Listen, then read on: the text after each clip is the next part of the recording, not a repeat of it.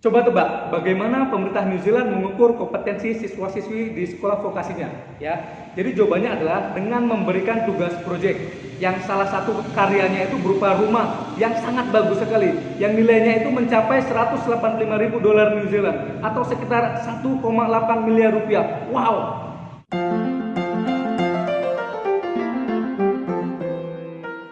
Baik, Assalamualaikum warahmatullahi wabarakatuh. Ketemu kembali bersama saya Suryaman Ami Priyono ya. Kita masuk ke bagian ketiga dari rahasia sukses pendidikan vokasi yang ada di New Zealand. Nah, sebelum kita melangkah lebih lanjut, saya akan memberitahukan Anda tentang penjenjangan pendidikan vokasi yang ada di New Zealand ya. Penjenjangan pendidikan yang ada di New Zealand itu bermula dari pendidikan dasar ya. Pendidikan dasar itu berdurasi 6 tahun sama seperti di Indonesia. Ya, setelah menjalani pendidikan dasar selama 6 tahun, kemudian siswa yang ada di New Zealand itu melanjut ke jenjang berikutnya atau setingkat SMP di Indonesia ya. Namun kalau di Indonesia itu menjalani sekolah menengah pertama itu selama 3 tahun, di sana itu hanya menjalani masa pendidikan secondary school ya itu namanya, itu selama 2 tahun atau disebut juga dengan year 7 atau year 8 ya, atau tahun ke-7 dan tahun ke-8. Nah, kemudian masuklah mereka ke tahapan sekolah vokasi ya. Jadi sekolah vokasinya ini penjenjangannya itu selama 5 tahun, dimulai dari years 9 dan years 10. Ketika 2 tahun pertama mereka menjalankan pendidikan vokasi, siswa-siswi ini mendapatkan pembelajaran umum ya, mata pelajaran umum yang terdiri dari 7 bidang pokok, yaitu sains, matematika, bahasa, kesehatan, fisik, kesenian, pengetahuan sosial, dan teknologi ya. Nah, kemudian pada tahapan ketiga atau years 11 ya, years 11 ya, tiap siswa itu dibebankan 4 mata pelajaran, yaitu matematika, bahasa Inggris, sains, dan mata pelajaran yang sesuai dengan bidang kompetensinya. Jadi penjurusan ini itu dimulai ketika siswa itu masuk ke years 11 atau jenjang ketiga setelah dia masuk ke sekolah vokasi ya. Nah, ketika siswa memasuki masa akhir dari sekolahnya pada years 13 atau tahun ke-13, mereka hanya mendapatkan 3 mata pelajaran di sekolahnya ya, selama sekolah, yaitu pembelajaran matematika, pembelajaran bahasa Inggris, dan pembelajaran yang sesuai dengan bidang kompetensinya, yaitu pembelajaran kejuruan ya. Baik, jadi pada hari ketiga ketika kami memulai perjalanan observasi pendidikan vokasi di New Zealand ya, kami diminta atau dibawa ya ke 3 sekolah vokasi ya, 3 sekolah vokasi. Namun masing-masing dari kami itu hanya menjalani 2 sekolah ya, 2 sekolah vokasi, yaitu pada hari Rabu dan pada hari Kamis. Nah, pada hari Rabu itu saya termasuk ke dalam rombongan yang melakukan observasi pada sekolah vokasi yang dinamakan Massey High School ya. Baik, setelah perjalanan 45 menit perjalanan darat dari Empire ya, tibalah kami di Massey High School ya. Pukul 8.30 kami diterima oleh resepsionis.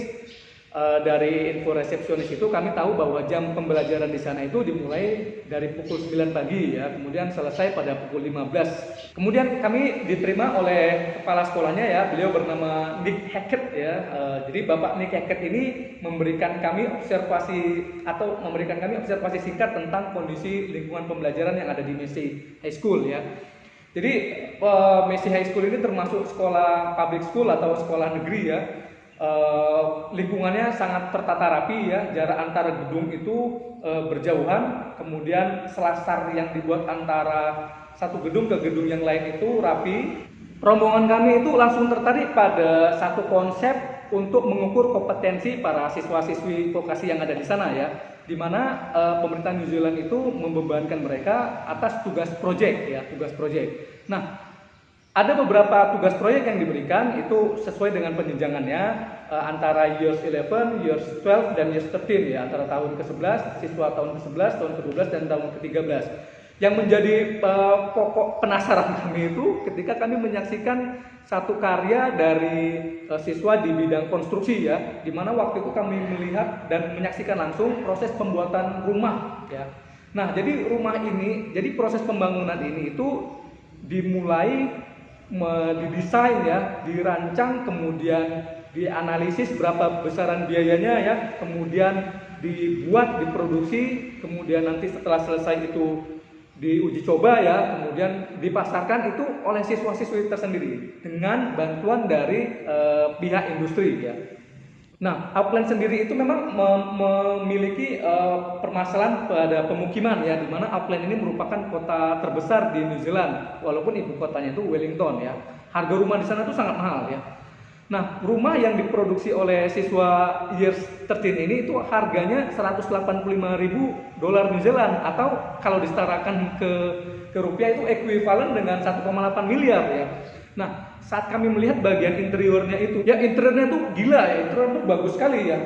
Bahkan kita nggak percaya bahwa hasil produk yang sebagus ini tuh masih dikerjakan oleh siswa-siswa di bidang konstruksi ya. Jadi bisa Anda bayangkan bagaimana skillfulnya mereka untuk membuat satu produk project yang sangat bagus sekali dan memiliki value. Nah, jadi konsep yang sama itu juga kami dapati pada bidang keahlian otomotif ya, di mana siswa Years 11 ya, siswa tahun ke-11 itu membuat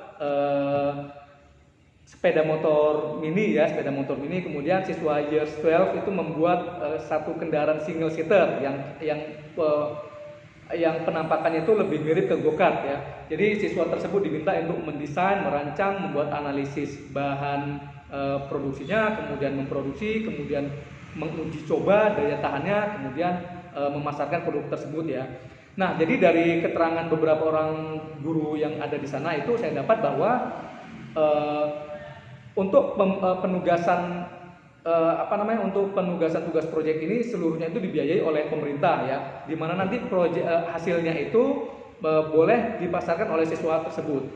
Nah, sedangkan untuk tugas proyek pada masa akhir pendidikan mereka, yaitu pada Years 13 ya, tahun ke-13 itu merupakan biaya patungan antara pemerintah dengan orang tua siswa. Nah, bedanya di sini adalah siswa itu diberikan kebebasan untuk memasarkan produknya itu, sehingga dari hasil penjualannya itu bisa kembali diperoleh untuk siswa. Tapi terserah mereka apakah produk ini akan dijual atau produk ini itu digunakan sendiri ya. Ya, jadi setelah kami melakukan beberapa observasi ya, kami mendapatkan informasi bahwa sistem pendidikan vokasi yang ada di New Zealand itu menerapkan sistem kredit semester ya. Selama 5 tahun siswa menjalani pendidikan vokasi, mereka dibebankan angka kredit sekitar 60 angka kredit. Ini mirip seperti bangku kuliah kalau yang ada di Indonesia ya. Jadi sistem ini begitu fleksibel. Baik, demikianlah pertemuan kita hari ini ya, tentang rahasia kesuksesan pendidikan vokasi yang ada di New Zealand. Demikian saja dari saya akhiri dengan wabillahi taufik wal hidayah. Assalamualaikum warahmatullahi wabarakatuh.